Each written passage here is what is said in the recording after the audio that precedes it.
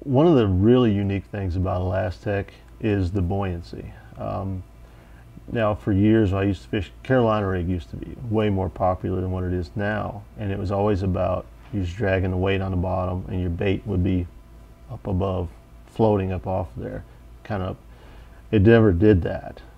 They both drug along the bottom. Like if you ever put it in a pool or at a trade show or something where you could put them in there, they would both lay on the bottom.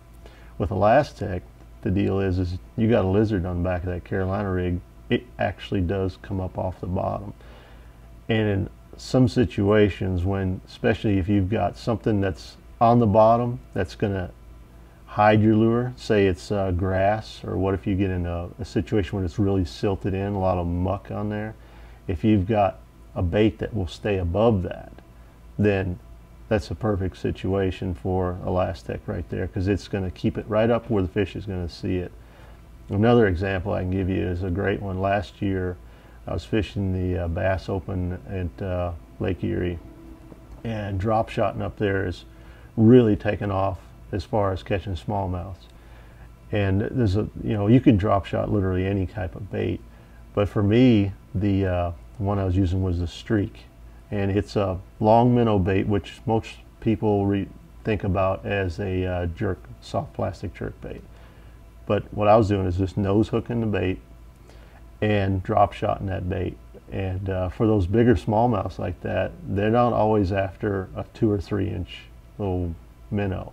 I mean, they don't have any problem eating a 4 or 5 inch bait. And so for me, the benefit was it was a big bait, something they don't see a lot.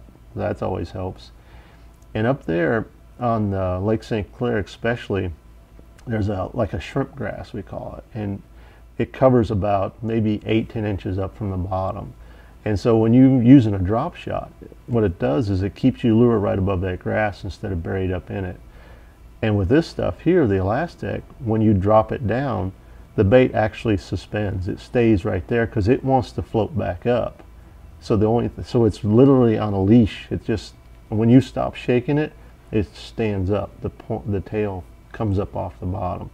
And I mean, I don't know how many times the co-anglers would be like, what are you doing different with that? Because I could catch those fish. I mean, they caught some fish too, but it was obvious that this one here was getting way more bites.